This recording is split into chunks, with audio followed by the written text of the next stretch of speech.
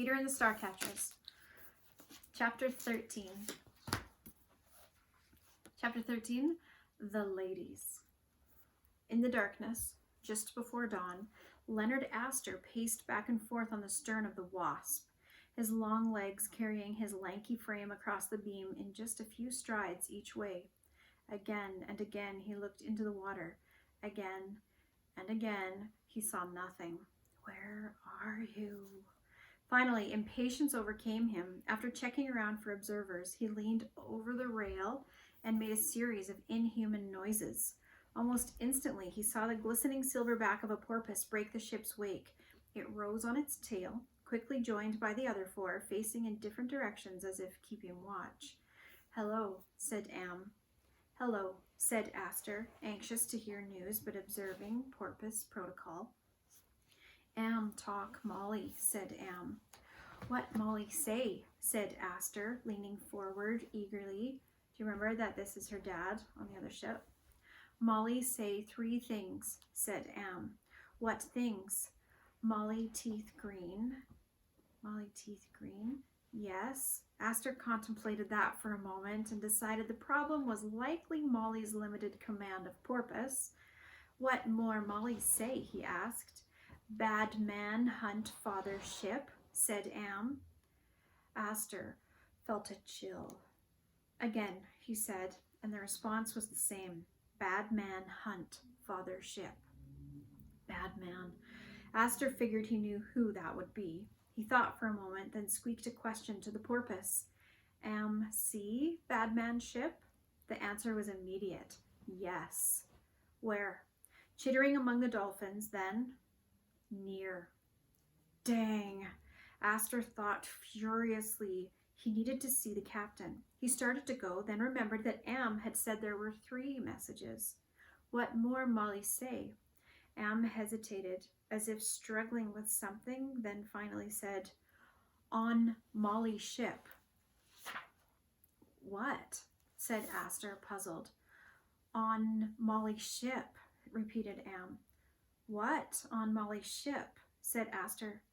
"Not know, Molly talk sound."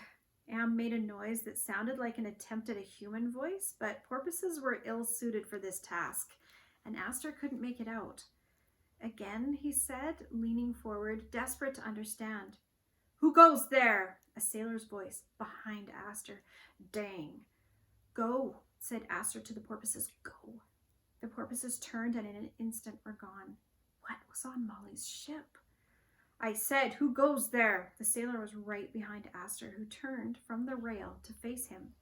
"Ah, Mr. Astor," the sailor said, his tone changing when he realized he was speaking to the Wasp's most important passenger. "I wondered who was making them noises. Not feeling well, eh? Got the heaves, do you?" "I need to speak to Captain Scott," said Astor impatiently. The sailor hid a smile. "Beg your pardon, but there's nothing the captain can do about a sour stomach, sir." "It's something far more urgent than that," said Astor. "But, sir, with respect, it's just past 5 in the morning, and the captain would have had me keel-hauled if—" "Never mind," said Astor, pushing past the protesting sailor. He strode to the ladderway, descended it, and pounded on the door to the captain's cabin. In a moment, the door was opened by Captain Scott, pulling his pants on over a long nightshirt, looking ready to tear the head off whoever had disturbed his slumber. His anger instantly turned to surprise when he saw who had awakened him. "Mr. Astor," he said. "Captain Scott, please accept my apologies for this intrusion, but I must speak to you immediately." The sailor clambered down the ladderway, puffing. "I'm sorry, Captain," he said. "I tried to tell Mr. Astor that—" "It's all right," said Scott. "Back to your watch." "Aye, aye, sir," said the sailor, leaving. "Please, come in, Mr. Astor," said Scott, stepping back so the tall man could enter his spotless, tidy cabin. Astor shut the door behind him and turned to face Scott. His expression was intense. To Scott, it almost looked as though the tall man's green eyes were glowing. A trick of the lantern light, Scott thought. "Captain Scott," Astor began, "you know of my diplomatic status. You understand that I am on a mission for the Queen herself." "I do, sir." "And you understand that as such I am privy to certain information that is not generally available." I imagine you are at that. Captain Scott, I ask that you not question how I might know what I am about to tell you, but only to trust that it is true. A pirate ship now approaches the Wasp, intending to do her harm. Approaches? It is very close, I fear. But, Mr. Astor, that is not possible, said Scott. Our lookouts have seen no other ship for days, save for the frigate flying the Union Jack. She may be an impostor, but even if she means us harm, she'll never catch the Wasp. I hope you are right, sir, but if an enemy should overtake us, he will not, I assure you. Just so. But if he does, then we shall fight. And I trust that we shall prevail, Captain Scott. But whatever happens, understand this. The special cargo that this ship carries for the Queen must not fall into the enemy's hands. It must not. If that were to happen, the consequences would be dire, more dire than you can imagine. Then I shall make sure it is well protected, said Scott. But I assure you that no such protection will be necessary. As I say, no ship can catch the Wasp. I pray that you are right, Captain. Praying will no doubt help, Mr. Astor, but so will good seamanship. I'll go topside and I'll see to the sails.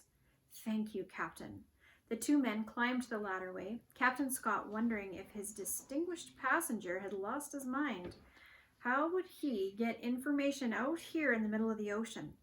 And what ship could be capable of catching the Wasp?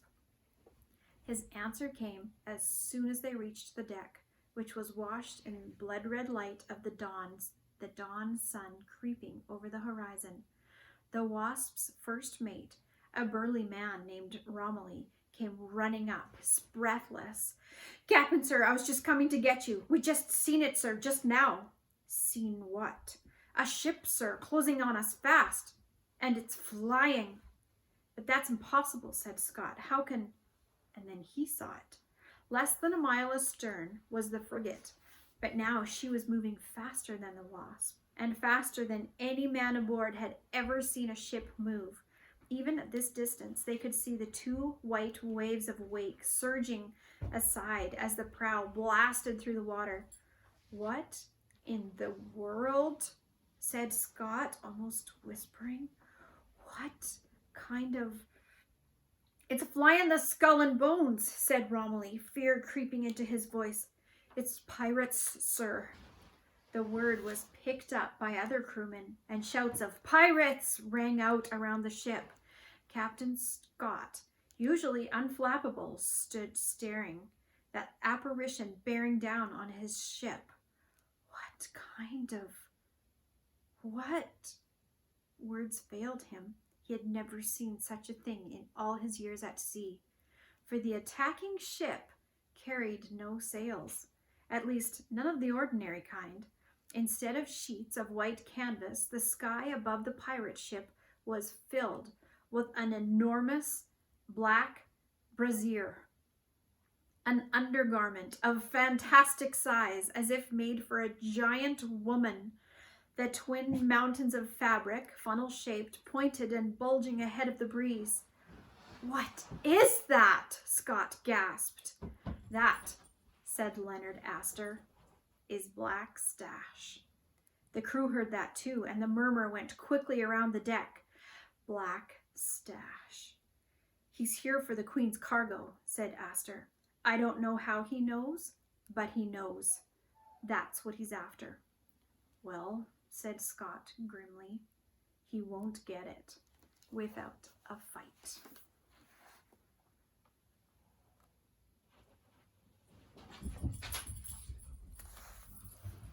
And that, my friends, is the end of chapter 13.